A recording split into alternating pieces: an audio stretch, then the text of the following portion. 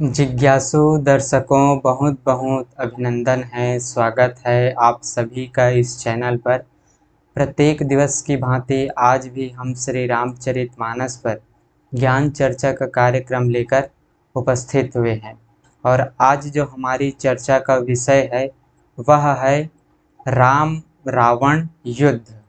युद्ध भूमि में राम और रावण के मध्य संवाद।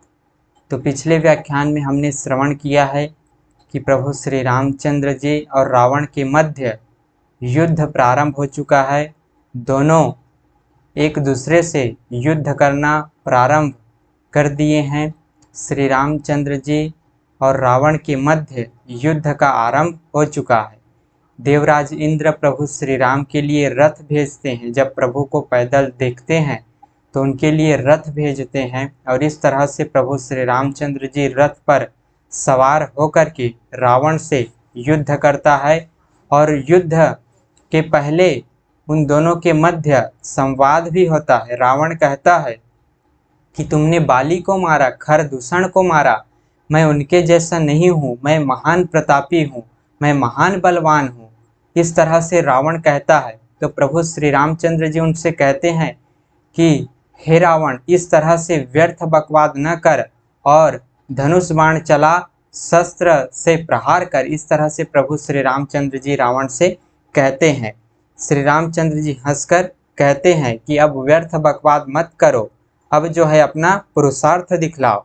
व्यर्थ बकवाद करके अपने सुंदर यश का नाश मत करो, क्षमा करना, तुम्हें मैं नीति सुनाता हूँ। प्रभु श्री रामचंद्र जी कहते हैं, सुनो, संसार में 3 प्रकार के पुरुष होते हैं।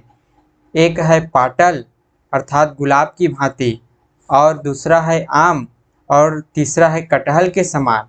पाटल फूल देते हैं और आम फूल और फल दोनों देते हैं, और कटहल में केवल फल ही लगते हैं। इसी प्रकार पुरुषों में एक जो है कहते हैं पर करते नहीं, और दूसरे कहते और करते भी हैं, और तीसरे केवल करते हैं पर वाणी से कुछ कहते नहीं। श्री राम जी के वचन सुनकर वह खूब हंसा। रावण हंसते हैं और बोला, मुझे ज्ञान सिखाते हो? उस समय वैर करते तो नहीं डरे, अब प्राण प्यारे लग रहे हैं, मुझे ज्ञान सिखाते हो? ऐसा रावण कहता है। दुर्वचन कहकर रावण क्रुद्ध होकर वज्र के समान बाण छोड़ने लगा। अनेक आकार के बाण दौड़े और दिशा विदिशा, आकाश, पृथ्वी सब जगह छा गए। रावण के बाण सब जगह छा गए। रावण ने बाण छोड़े, वज्र के समान बाण छोड़ते हैं। अनेक प्रकार के बाण जो है 10 दिशाओं में, सब तरह से, आकाश में, पृथ्वी में, सब जगह छा गए। पावक सर छाड़े रघुबीरा, छन महु जरे निशाचर तीरा, छाड़ सी तीव्र शक्ति खिसियाई, बाण संग प्रभु फेरी चलाई। श्री रघुवीर ने अग्नि बाण छोड़ा। रावण के सब बाण क्षण भर में भस्म हो गए। रावण के सभी बाण को श्री रामचंद्र जी क्षण भर में भस्म कर देते हैं। तब उसने खिसियाकर तीक्ष्ण शक्ति छोड़ी, किंतु श्री रामचंद्र जी ने उसको बाण के साथ वापस भेज दिया। उसको बाण के साथ जो उसने तीक्ष्ण शक्ति छोड़ी थी, उसको प्रभु श्री रामचंद्र जी अपनी बाण के साथ रावण के पास वापस भेज देते हैं। कोटिन चक्र त्रिशूल प्रबारे, बिनु प्रयास प्रभु काटि निवारे, निफल हो ही रावण सर कैसे, खल के सकल मनोरथ जैसे। वह करोड़ों चक्र और त्रिशूल चलाता है, परंतु श्री राम जी उन्हें बिना ही परिश्रम के काट कर हटा देते हैं। रावण के बाण किस प्रकार निष्फल होते हैं? जैसे दुष्ट मनुष्य के सब मनोरथ, मनोकामनाएं निष्फल होती है, दुष्ट मनुष्य के सब मनोरथ निष्फल होते हैं, व्यर्थ हो जाते हैं, वैसे ही रावण के सभी बाण, उसके अस्त्र शस्त्र प्रभु श्री रामचंद्र जी के सामने व्यर्थ हो रहे हैं, निष्फल हो रहे हैं। तब सतबान सारथी मारिसि, परेव भूमि जय राम पुकारिसि, राम कृपा करि सूत उठावा, तब प्रभु परम क्रोध कहूँ पावा। तब उसने श्री राम जी के सारथी को 100 बाण मारे। प्रभु श्री राम जी के सारथी को 100 बाण मारते हैं। वह श्री राम जी की जय पुकार कर पृथ्वी पर गिर पड़ा। श्री राम जी ने कृपा करके सारथी को उठाया। तब प्रभु अत्यंत क्रोध को प्राप्त हुए। तब प्रभु श्री रामचंद्र जी क्रोधित हो जाते हैं। भय क्रुद्ध युद्ध विरुद्ध रघुपति, त्रोण सायक कसम से, कोदंड धुनि अति चंड सुनि, मनुजाद सब मारुत ग्रसे, मंदोदरी उर कंप कंपति कमट भू भूधर त्रसे चिक्कर ही दिग्गज दसन गही मही देखी कौतुक सुर हंसे। युद्ध में शत्रु के विरुद्ध श्री रघुनाथ जी क्रोधित होते हैं। तब तर्कस में बाण कसमसाने लगे, बाहर निकलने के लिए आतुर होने लगे। प्रभु श्री रामचंद्र जी के वितीक्ष्ण शक्तिशाली बाण रावण के पर प्रहार करने के लिए आतुर होने लगे। उनके धनुष का त्यंड प्रचंड शब्द टंकार सुनकर मनुष्य भक्षी सब राक्षस भयभीत हो गए।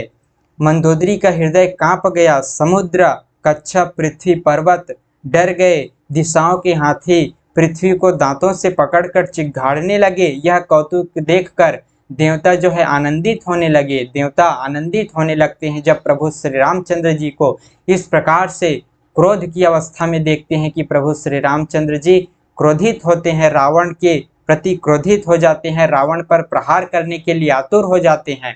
तब सब देवता आनंद मग्न हो जाते हैं, क्योंकि अब प्रभु श्री रामचंद्र जी रावण पर प्रहार करने वाले हैं। वो समय आ गया है जब प्रभु श्री रामचंद्र जी अब कुछ क्षण में, कुछ समय बाद युद्ध करते करते रावण का वध करेंगे।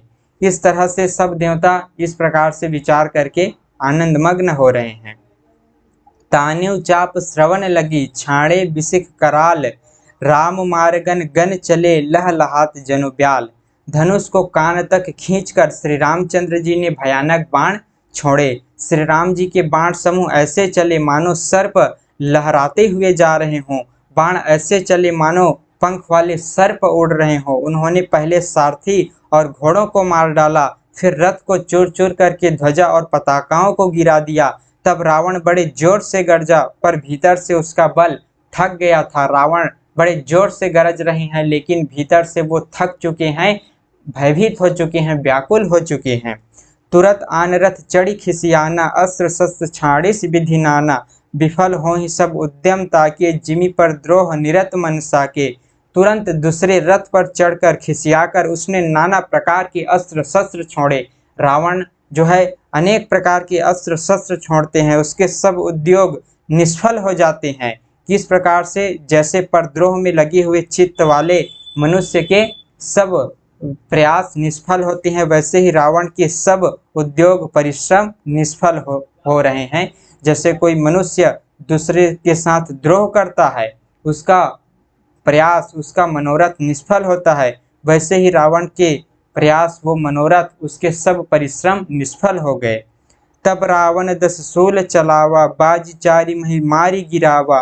तुरग उठाई कोपि रघुनायक, खैंची सरासन छाड़े सायक। तब रावण ने 10 त्रिशूल चलाए और श्री राम जी के चारों घोड़ों को मारकर पृथ्वी पर गिरा दिया। घोड़ों को उठाकर श्री रघुनाथ जी ने क्रोध करके धनुष खींचकर बाण छोड़े। घोड़ों को उठाते हैं और प्रभु श्री रामचंद्र जी क्रोध करके धनुष बाण छोड़ते हैं। रावण के सिर रूपी कमल वन में विचरण करने वाले श्री रघुवीर के बाण रूपी भ्रमरों की पंक्ति चली। श्री रामचंद्र जी ने उसके 10 सिरों में 10-10 बाण मारे, जो आर पार हो गए और सिरों से रक्त के पनाले बह चले। रावण के सिर से रक्त बह रहा है, रुधिर बह रहा है। प्रभु श्री रामचंद्र जी उसके प्रत्येक सिर पर 10-10 बाण मारते हैं, जो उसके सिर को भेद करके आर पार हो जाते हैं। उसके सिर से रक्त की धारा बहने लगती है, रुधिर के पनाले, रक्त के पनाले बहने लगते हैं।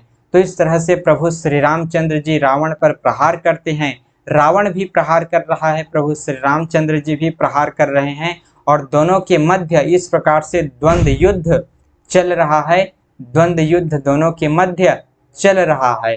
फिर आगे किस तरह से ये युद्ध आगे बढ़ेगा, किस तरह से रावण का वध होगा और क्या क्या और घटना भी मध्य में होगी, वो हम अगले की व्याख्यान में श्रवण करेंगे। अगले के व्याख्यान में हम इन सभी बातों का श्रवण करेंगे।